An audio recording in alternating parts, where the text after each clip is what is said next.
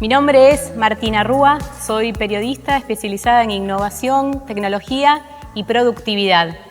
Y quiero hoy pensar con ustedes y junto con Guillermo Cruces y con Melina Masnata esta era remota, esta era virtual que nos toca vivir, que nos toca atravesar. Allá por marzo, hace tiempo ya, ¿no? La vida como la conocíamos se frizó, se puso en pausa. Y tuvimos que aprender a vivir con un tiempo y con reglas nuevas. Una era remota que se impuso, que hizo que más de 2.000 millones de personas en todo el mundo tuvieran que dejar sus trabajos e intentar hacerlos desde sus casas o desde un lugar alejado a sus oficinas. Con ansiedad y con incertidumbre. Me parece relevante pensar a las emociones en el año 2020. No podemos pensar al teletrabajo o a la era remota sin saber que todavía tenemos una gran incertidumbre que rige mucho de nuestra productividad y de nuestro bienestar. La vida se frizó, pero al mismo tiempo continuó, ¿no? Porque la escuela de nuestros hijos tuvo que continuar puertas adentro. Los padres nos vimos exigidos para poder seguir trabajando, pero cumplir nuevos roles. Una convivencia exigida 24/7 para los que vivimos con otras personas y una soledad exigida para aquellos que viven solos. Muchos cambios, ya no solo de trabajo, sino de modos de vida que en pocas semanas tuvimos que adoptar y tratar de hacer una nueva normalidad. Nueva normalidad, me pregunto cada vez que escucho ese término. Digamos nueva realidad, porque de normal mucho me parece que no tiene. Y entonces empezamos a escuchar trabajo remoto, era remota. Las compañías primero reaccionaron tratando de asistir a sus empleados con equipos, pero es mucho más que eso. Me gusta pensar en una filosofía del trabajo remoto, que requiere nuevos acuerdos, que requiere mucho menos control, pero más autonomía, algo muy difícil de adquirir. No se adquiere autonomía o un modo de trabajo sin control en pocas semanas y creo que muchos nos estamos adaptando y adquiriéndolo durante este año. Esta filosofía del trabajo remoto que tuvo acuerdos nuevos y tipos de comunicación nueva, ¿no? Una comunicación mucho más cotidiana, honda. ¿Qué necesitas de mí? ¿Cuáles son los objetivos de este mes? Si no podemos conversar en los pasillos, si no nos cruzamos mientras nos hacemos un café, ¿cómo nos comunicamos para que queden claro cómo vamos a trabajar? Por otra parte, cambió nuestra manera de usar las horas. Quizás cuando nos trasladábamos a un lugar podíamos pensar en, 7 u 8 horas que me voy a dedicar en esto. Pero en casa los bordes se desdibujan.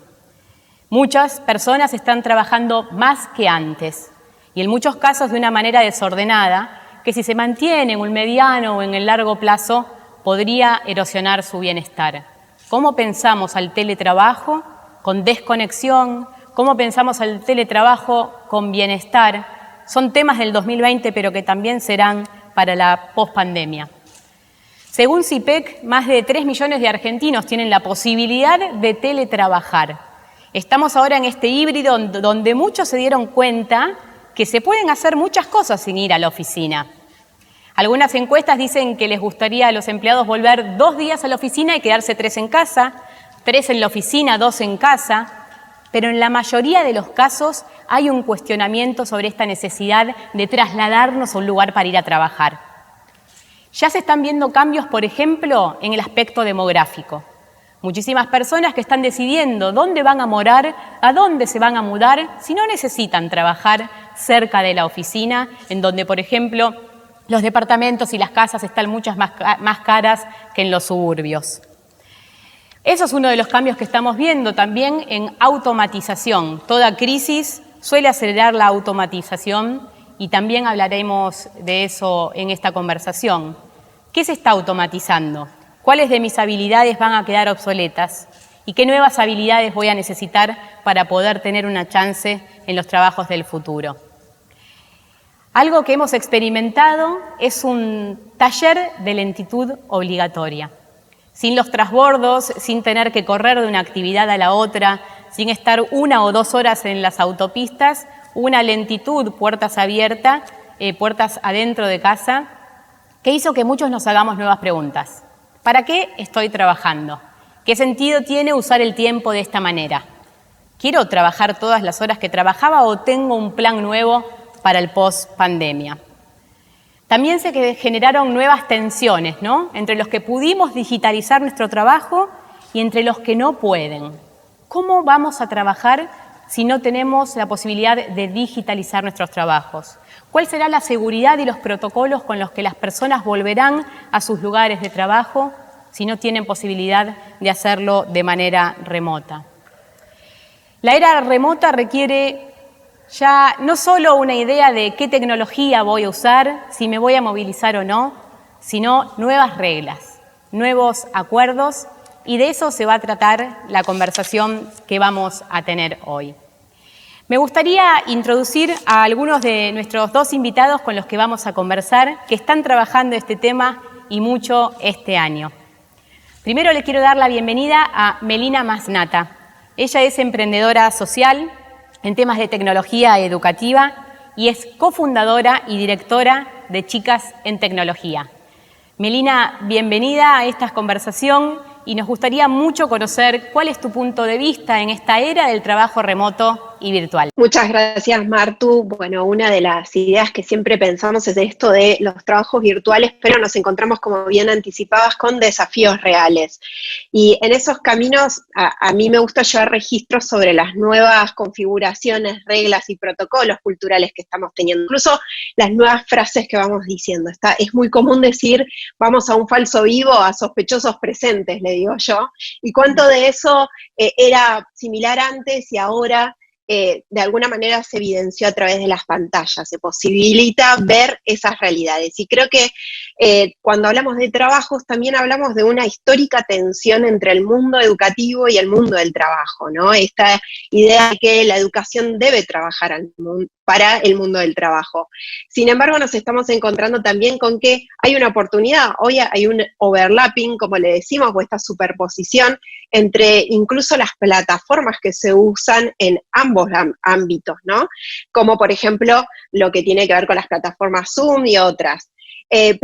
Podríamos pensar qué oportunidades tenemos ahí y qué desafíos tenemos también ahí. Sin embargo, creo que lo que es interesante tener en cuenta es que en estas plataformas o escenarios, la tecnología antes era un proceso en el mundo del trabajo, el mundo productivo, que se mencionaba como un proceso para la reconversión o la transformación, pero hoy es un lugar para la acción. No hubo que dudar, hubo que hacer. Y parte del desafío que siempre trae la educación es la reflexión sobre lo que estamos haciendo y la proyección. Entonces creo que también ahí hay unas oportunidades que nos estamos perdiendo, que es empezar a poner stop y a pensar también qué queremos aprender y qué queremos desarrollar en estos caminos. Y algunos de los aprendizajes observados a partir de este escenario nuevo, en principio para mí el más importante es que las predicciones cuando se hablaban del mundo VICA o VUCA se instalaron. Y creo que eso es interesante. Cuando alguien predice algo finalmente, o hay marcos, sobre todo marcos como estos, que regían al mundo productivo, empezaron a pasar cosas que ya se venían pensando, no son nuevas estas conversaciones. Y por otro lado, algo que empezó a suceder como una distinción es esto de la división entre el mundo público y privado, que de alguna manera empezó a ser poroso, y ahí empezamos a descubrir que el mundo productivo no tiene que ser solamente un espacio transaccional. Empezamos a descubrir que es, sobre todas las cosas, un espacio relacional. Y creo que en ese sentido el rol de los liderazgos fue clave, y es clave, porque pasamos a estos formas de liderazgo donde deberían ordenar las nuevas protocolos o formas de accionar en los trabajos, pero además, sobre todas las cosas, tuvieron que disipar el miedo, ese miedo paralizante, tuvieron que poner prioridades y tuvieron que generar una agenda. Y dentro de eso creo que lo más potente de estos liderazgos es que se trajo la idea de optimizar la interacción social. ¿Para qué vamos a estar en determinados grupos de WhatsApp? ¿Qué plataformas tecnológicas vamos a usar para comunicarnos y para trabajar, o trabajar productivamente, mejor dicho. Y en esto, estos roles cobraron un rol clave. Y creo que también, para traer un poco el campo semántico del mundo productivo, sobre todo el tecnológico, se habla mucho esto de la performance review, la manera de evaluar a las personas con lo que están haciendo y cómo lo están haciendo. Y creo que algo interesante para pensar ahí es qué de lo que estamos haciendo no estamos valorando. Empezaron a aparecer otras competencias, que son por ahí competencias expresivas a través de los formatos digitales, que quizás no las tenemos tan registradas. E incluso las plataformas digitales y la industria tecnológica nos traen formas de hacer que tampoco están muy consideradas. Por ejemplo, aprender del error, iterar, ir de acá para allá, experimentar, trabajar en comunidades. Son formas donde hace años la tecnología ya está trabajando con estas metodologías y hoy todas las industrias están pensando y están trabajando de esta manera. Ahora, ¿se va a evaluar eso como una competencia factible, posible? Queda pensarlo y queda también tamizarlo. Y también creo que volvieron a surgir algunas preguntas porque de este cambio radical muchas empresas y organizaciones tuvieron que empezar a pensar, incluso el mundo educativo, vamos a estas plataformas, ¿no? Y empezamos a usar esto de, bueno, vamos a estas plataformas porque son gratis.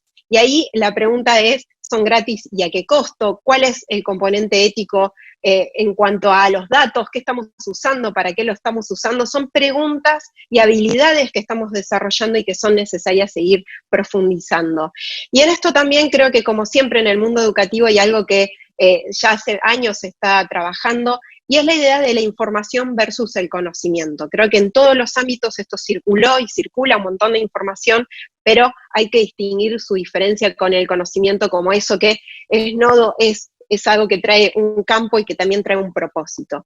Y también para ir cerrando algo que tiene que ver con estas reconfiguraciones del mundo productivo. En general, por ejemplo, las empresas o las organizaciones tienen su área de RCE, su área de producciones que van a ayudar a la responsabilidad social y empresarial.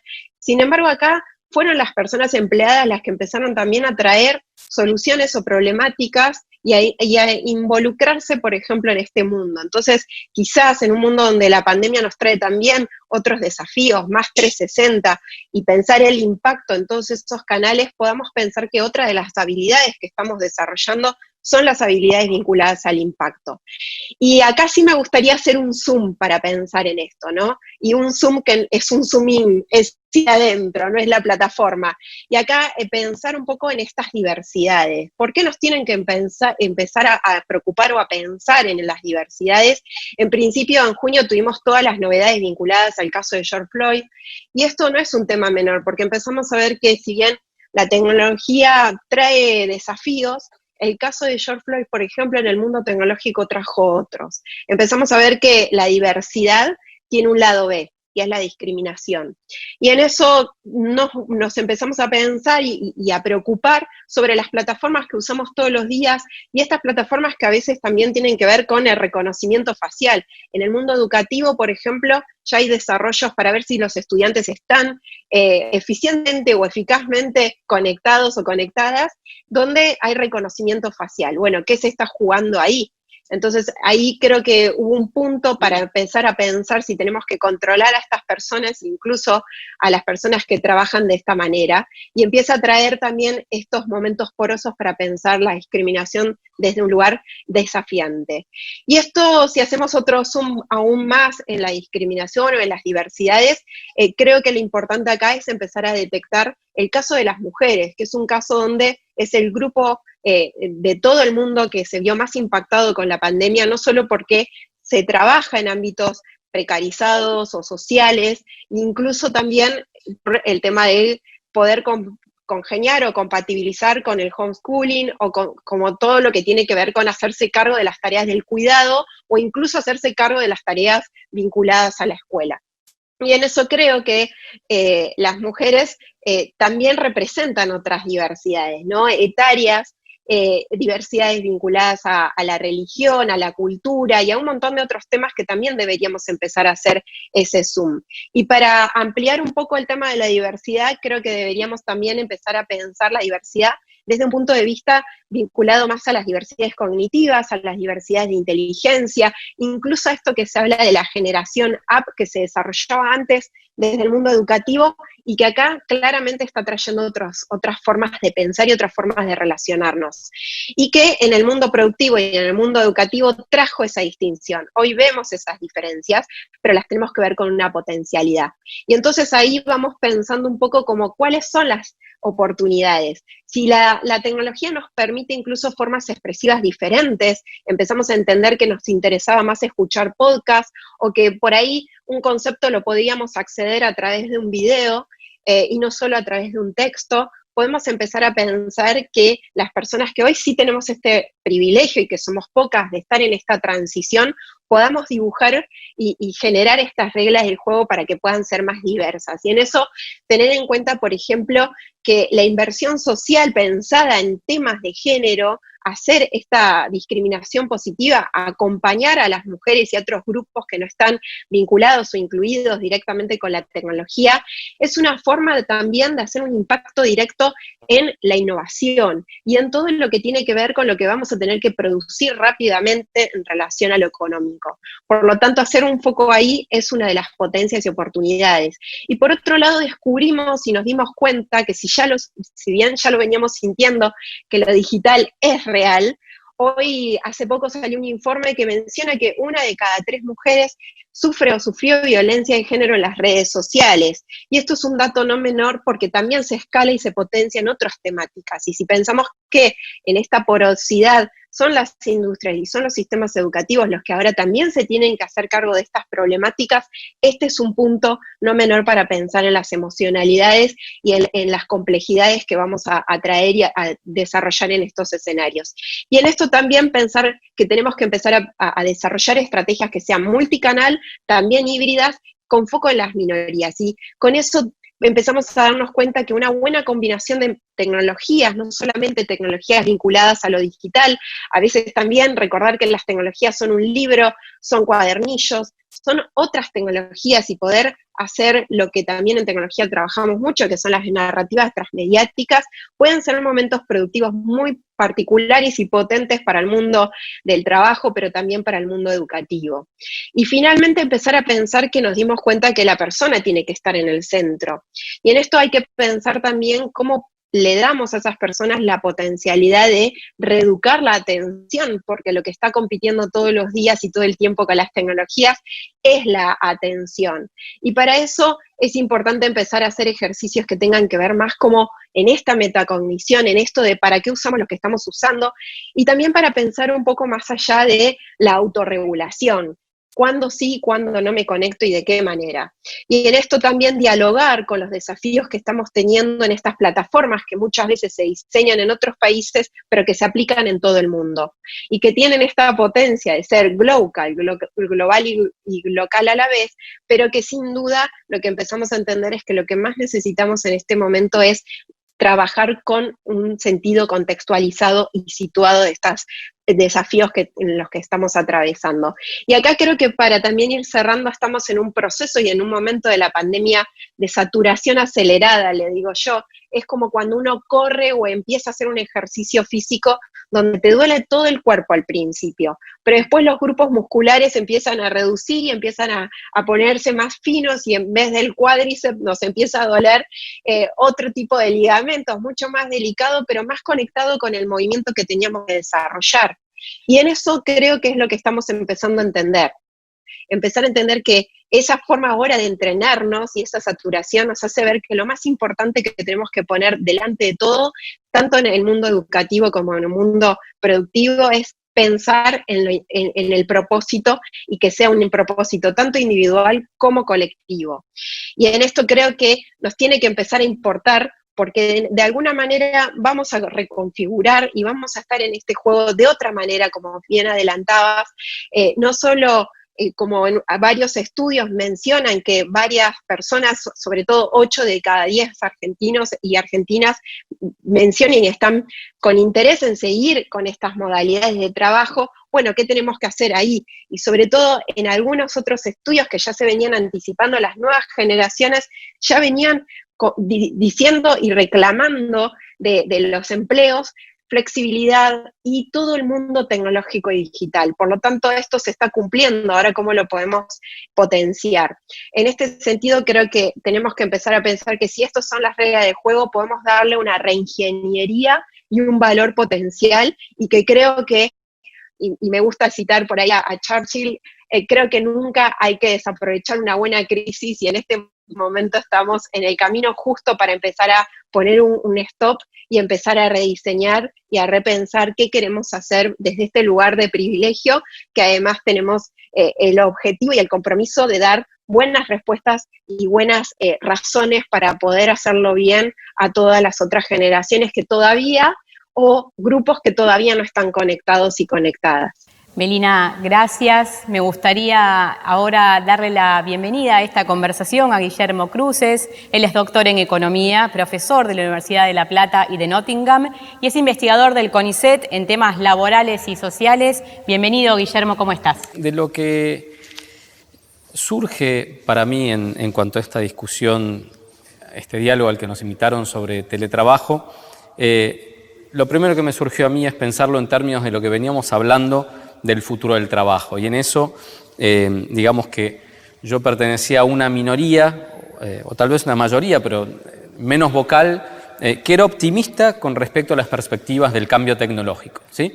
Eso era muy malo para salir en los diarios, para ser invitado a dar columnas y demás, porque siempre era mucho más fácil y mucho más vendedor decir los robots se van a quedar con nuestros trabajos, seguramente hasta nos van a asesinar en algún momento o algo por el estilo.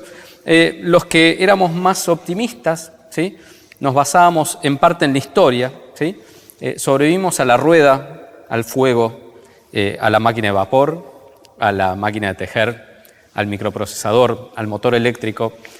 No solo sobrevivimos, sino que crecimos como sociedades, como planeta, con costos, pero crecimos. Aumentamos nuestra esperanza de vida, nuestra riqueza material, etc. Y también basado no solo en esta evidencia histórica, empírica, sino en la teoría económica, muchas veces las predicciones se basaban en teorías más antiguas que pensaban en compartimientos estancos y en reemplazo directo de un trabajo por otro, y no tanto en las complementariedades, ¿sí? En ese sentido, vos me mencionabas hace un ratito esta idea de las ventajas comparativas. Los seres humanos somos más creativos, somos más inteligentes. La inteligencia artificial es una amenaza, sí, pero todas estas cosas redundaron siempre en la historia en un aumento de la productividad. Y si bien creo que hay cierto narcisismo generacional, ¿sí?, siempre pensamos que ahora sí es diferente, nuestra época es diferente. Como yo estoy en el centro de este mundo y de este planeta, seguro que ahora no va a pasar lo que pasó siempre, pero creo que tal vez no somos tan especiales creía, y siempre pensé que si bien con una creciente desigualdad, eso es algo que está muy documentado, ¿sí?, sobre todo en los países desarrollados, la polarización de los trabajos hace que, si bien los trabajos no repetitivos y demás van desapareciendo, los que pueden ser reemplazados por máquinas y los que quedan son tal vez peor remunerados, pero no parecía ser una crisis en cantidades de puestos de trabajo, ¿sí? Y esto también, el optimismo se veía potenciado por las oportunidades que presentaba lo que Melina llamaba la reconversión, ¿sí? Esta idea de que durante una transición gradual nos íbamos a poder adaptar, íbamos a poder crecer y disfrutar de los beneficios de esa mayor productividad. Y llegó marzo o febrero de 2020, ¿no? Que nos lleva a revisar, creo, esta visión optimista. Ahora, por suerte, desgraciadamente, puedo estar del lado de los que escriben cosas más catastróficas, no, perdón, si me permiten la ironía. Pero hablando seriamente, creo que la crisis del COVID fue un catalizador, ¿sí? Todo lo que veíamos como, lo que yo veía por lo menos, y muchos colegas veíamos como oportunidades en un proceso de transición gradual, se transformó en una conversión abrupta, ¿sí? Y eso tiene que ver con muchos aspectos, ¿sí? Por ejemplo, el pasaje hacia una mayor proporción de comercio en línea era algo que iba a pasar indefectiblemente, ¿sí? Pero de repente la mercería de la esquina tuvo que empezar a vender por internet o desaparecer, exagerando, ¿no? También hacia una automatización, ¿sí? Por ejemplo, industrias que siempre fueron muy intensivas en mano de obra, como por ejemplo los frigoríficos, ¿sí? Ya en Estados Unidos, con todos los casos que hubo en Estados Unidos y en Alemania, se están analizando opciones de robotización.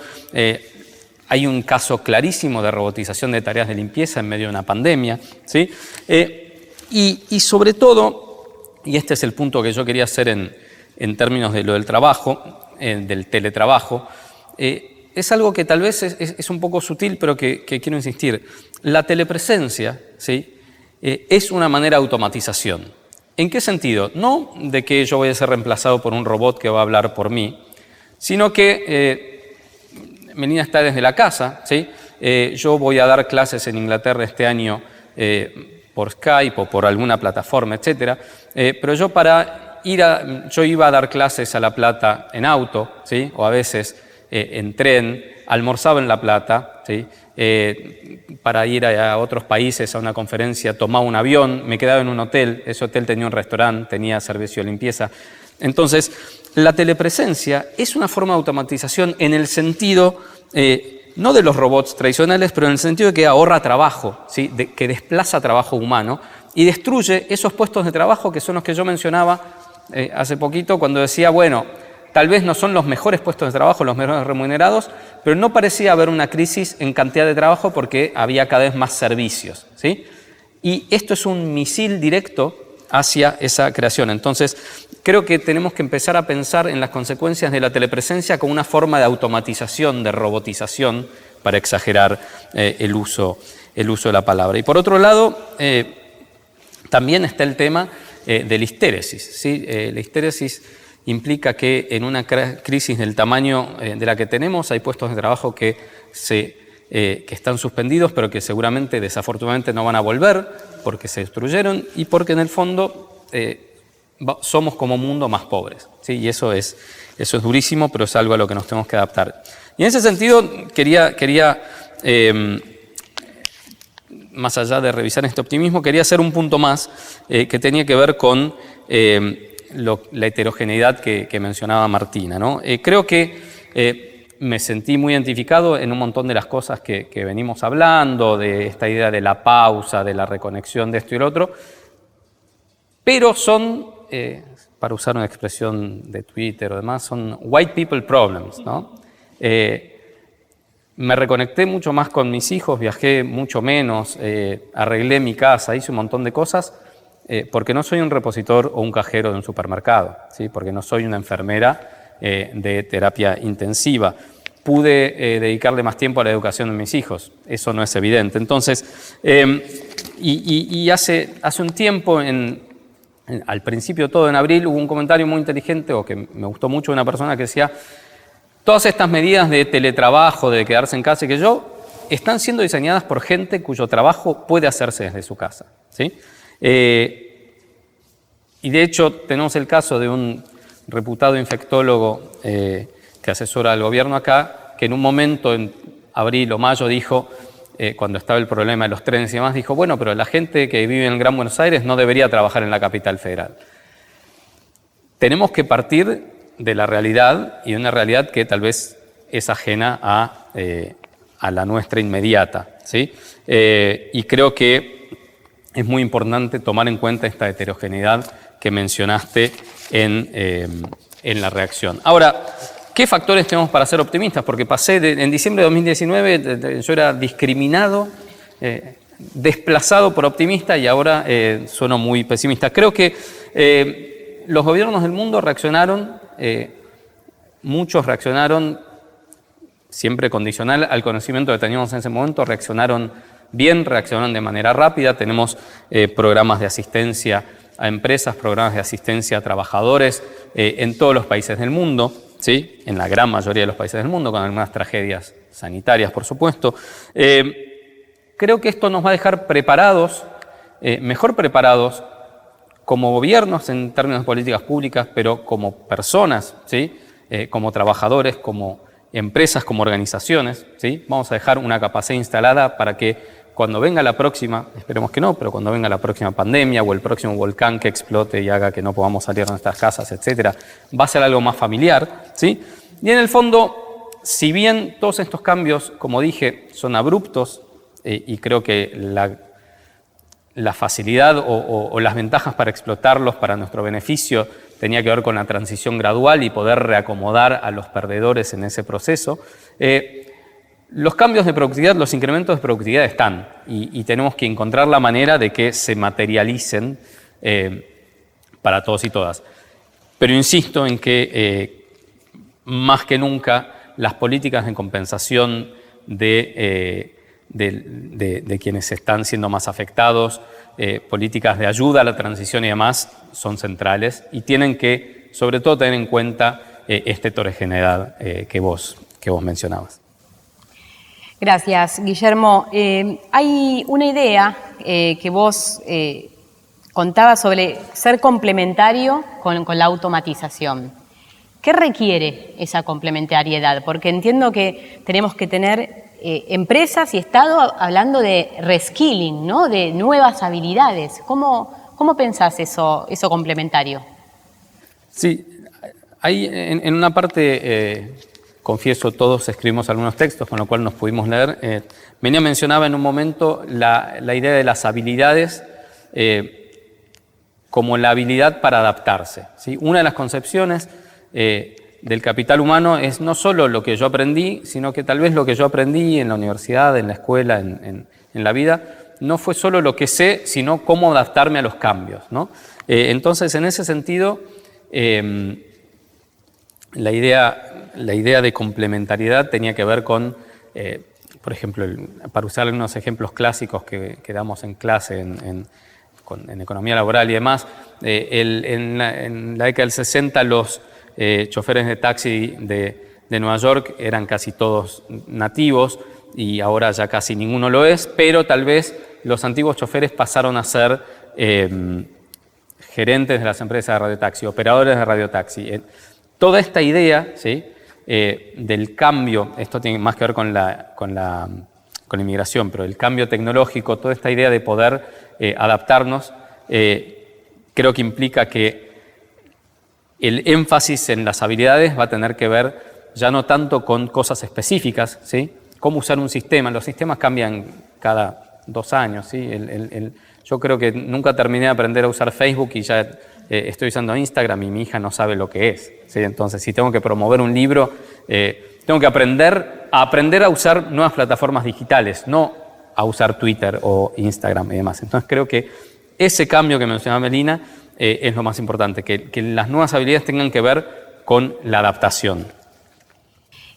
Vos hablabas, Melina, de un escenario obligado tecnológico y quienes lo entendieron, hablás de nuevas cogniciones, diferentes cogniciones y la posibilidad de demostrar o jugar con distintas inteligencias. ¿Qué estás viendo en esto y qué opinas de estos conceptos? Bueno, hace bastante tiempo que la educación viene tensionada con cómo y para qué formamos y con qué habilidades formamos. De hecho, hay varias investigaciones y varios simposios y momentos donde da vuelta esa búsqueda. Y creo que uno de los momentos, justo ayer estaba releyendo uno de los momentos donde la historia de la educación, como la conozco, por ejemplo, tuvo un cambio radical en Estados Unidos, fue con la conquista del espacio. Cuando Rusia gana a Estados Unidos la conquista del espacio, se da vuelta a la sociedad y dice, bueno, tenemos que transformar algo. ¿Y qué tenemos que transformar? Tenemos que transformar los sistemas educativos. Cuando antes se evaluaba y se consideraba solamente el coeficiente intelectual como la forma de medición del conocimiento y de la sabiduría y de la inteligencia, ahora y hace tiempo, a partir de todos estos cambios que mencioné, empezaron a considerarse otras formas, ¿no? Y que justamente la capacidad de adaptación es uno de los principios más importantes en relación a estas habilidades. Pero también hay otros lenguajes expresivos. De hecho, hace unos años trabajé en escuelas secundarias de frontera y primarias de frontera de Misiones, en donde lo interesante es que si uno ve el desempeño educativo de esos estudiantes, se va a encontrar con que es malo el desempeño. Sin embargo, cuando me sentaba y estaba con esas personas y me mostraron sus producciones audiovisuales, porque consumían, por ejemplo, novelas de Brasil, que les llegaba mejor la señal que novelas de Argentina, hacían producciones audiovisuales muy ricas. Y esto no solo tenía que ver con esta forma híbrida de llevar otro tipo de cogniciones y de formas expresivas, sino también de pensar que la tecnología es el mejor canal para hacerlo hoy. La tecnología tiene muchas de estas posibilidades y estos encuentros de poder desarrollar una idea a través no solo de una imagen, sino de una imagen en movimiento, de una música, además obviamente del poder de la palabra. Pero en ese recorrido creo que la educación, si bien hubieron muchos momentos y muchas investigaciones en relación a esto, siempre se quedó atrás en las decisiones en relación a esto. Bueno, si en realidad vamos a priorizar contenido por sobre habilidades, ¿qué queremos trabajar en ese camino? Y ahí creo que la tecnología también, sobre todas las cosas, y un poco lo que comentaba Guillermo con las redes sociales y la celeridad y los cambios que nos están imponiendo también y que también están programados, porque si bien están automatizados, están programados y están programados por personas, y ese es el gran desafío, y la caja negra que tenemos que abrir. Creo que en ese recorrido algo que no nos tenemos que olvidar es que la tecnología trabaja con lógicas y con metodologías súper interesantes para tener en cuenta dónde tenemos que entrar y cómo tenemos que hackear y cómo podemos hacer que eso nos juegue a favor. Porque en definitiva, este es el nuevo escenario y ese es un poco el camino que tenemos que recorrer.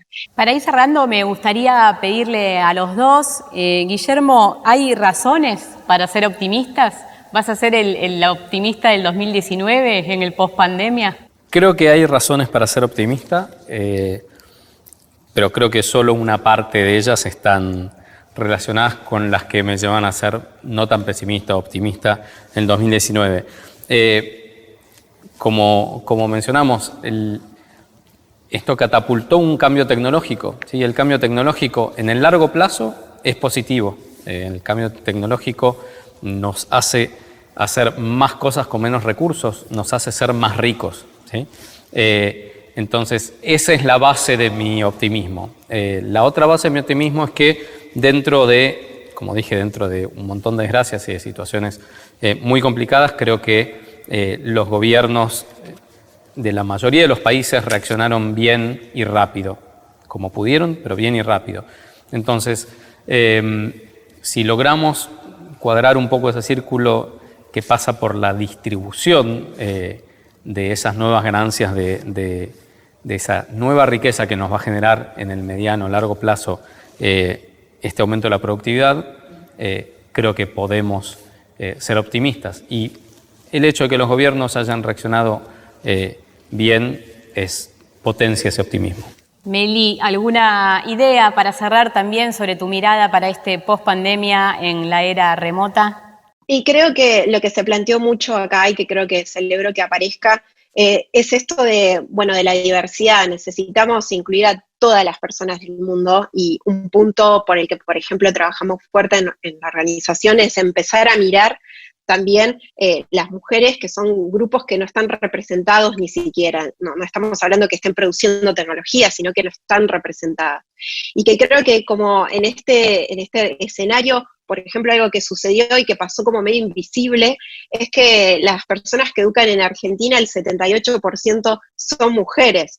Y una de las profesiones que más necesitamos en un país para seguir desarrollando, que es el sistema educativo, está liderado por mujeres en el camino del día a día. Y entonces me parece que ahí hay un camino para ir pensando cómo podemos ahora acompañar a estas personas que multiplican saberes, que forman profesiones, para empezar a pensar diferentes estos escenarios. Y creo que también algo súper interesante es acercar esta idea de que las políticas educativas no sean solamente escolares, por ejemplo. Empecemos a pensar un poco que cada vez que vayamos a votar nuevamente, empecemos también a involucrarnos la sociedad, a pensar que después de todo esto que nos pasó, valoramos el lugar de la educación, valoramos el rol de quienes educan, y empezamos a darnos cuenta también que no solamente se trata de contener a alguien, sino de cautivar esa atención, de escuchar, de encontrar dónde esa persona está en lo que se llama en educación, según algunas teorías, en la zona de desarrollo proximal para alcanzar ese conocimiento. Y entonces creo que ahí podríamos darnos cuenta todas las personas que esto es un tema en el que nos tenemos que involucrar para pensar también en el mundo del trabajo, porque lo que claramente quedó expuesto es que las personas no solo desempeñan una tarea, sino también que son personas, y eso es lo que hace también más rico todo este intercambio. Pensar en esos caminos, pero también pensar con compromiso y responsabilidad para las personas que nos toca hoy estar en un lugar de privilegio, para poder también construir un mundo, una reingeniería de este mundo con las posibilidades que hay, que son muchas, porque nos vamos a recordar así, ¿no? Como podíamos haber hecho algo diferente, por ejemplo, considerar todos estos aspectos y no lo hicimos. Y hoy ya no podemos dar vuelta atrás y pensar que las próximas generaciones no nos los van a reclamar, porque creo que es uno de los puntos que también, por suerte, las nuevas juventudes hoy están más activas en estas tomas de decisiones más urgentes. Melina Masnata, Guillermo Cruces, juntos en esta conversación tratamos de pensar a la era remota, al trabajo a distancia y qué viene para el post-pandemia. Muchas gracias por estar ahí.